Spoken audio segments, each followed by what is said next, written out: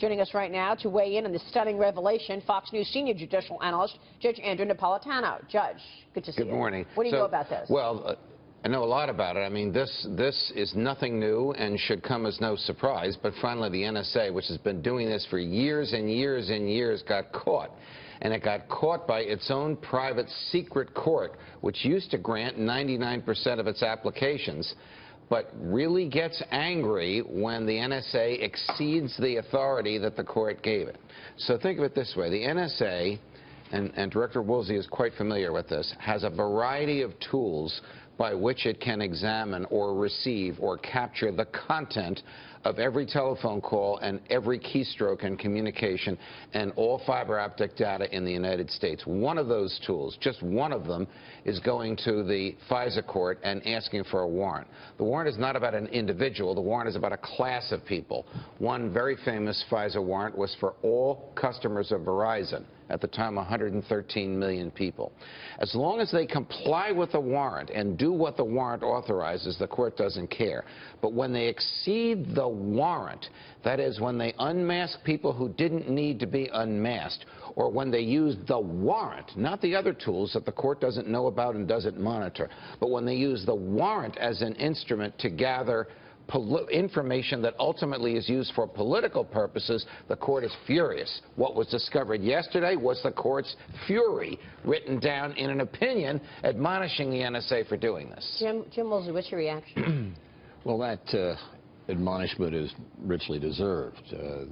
This whole system operates with the consent of the American people because we don't use the CIA and NSA to spy on Americans.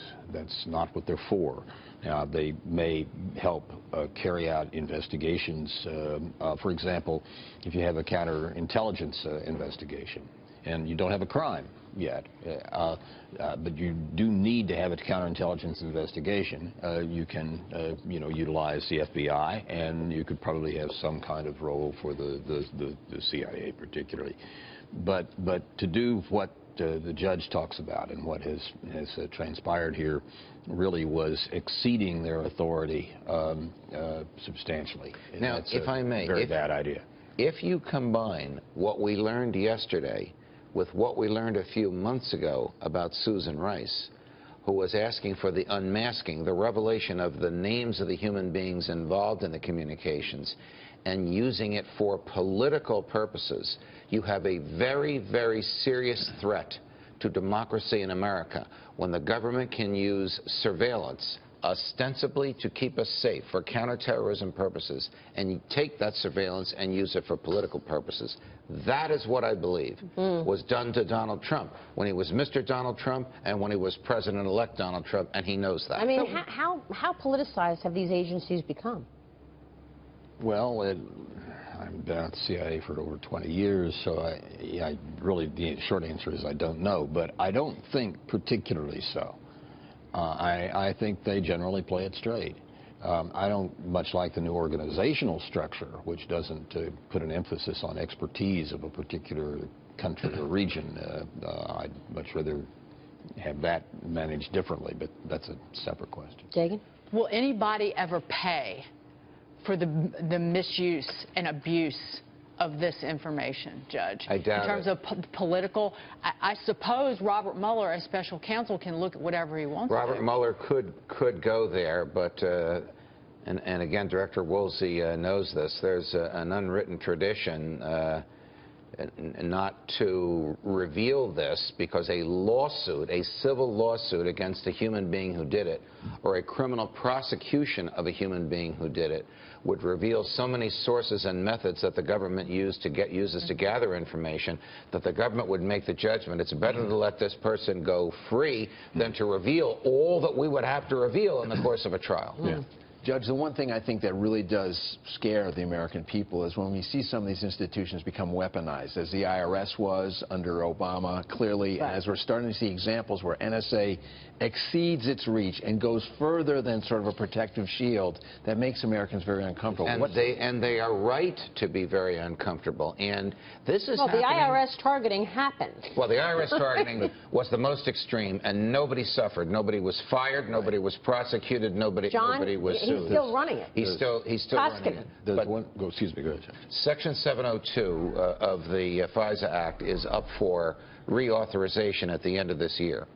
This is the first time, and it's been reauthorized a number of times, because each time they put it into place, they put it into place for 3 or 4 years so that the Congress has to look at it again in 3 or 4 years. This is the first time the reauthorization will occur with a president in the White House who was personally victimized by the excessive use of Section 702. So we might, for the first time, have a real serious debate about it, which will expose the fears of America. Go ahead, James Woolsey. One problem is that some of the people who are opposed to NSA doing anything exceeded the facts.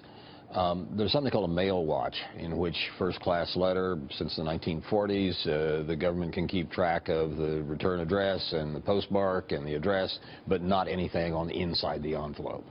Well, when you go from first-class letters to email to cyber, what's on the inside, what's on the outside, how fast can you, how much can you store, what can you check, gets to be kind of complicated. And one of the things NSA was doing was keeping a record of the email, let's say, as they were authorized to do, but not of looking inside the email. That really got into a very much arm-waving mode that this is a terrible thing to have happened, and in that area, I think they were within their rights. Makes you very uncomfortable. Now they have the contents, and the question is who can get access to the contents, as Susan Rice apparently did. So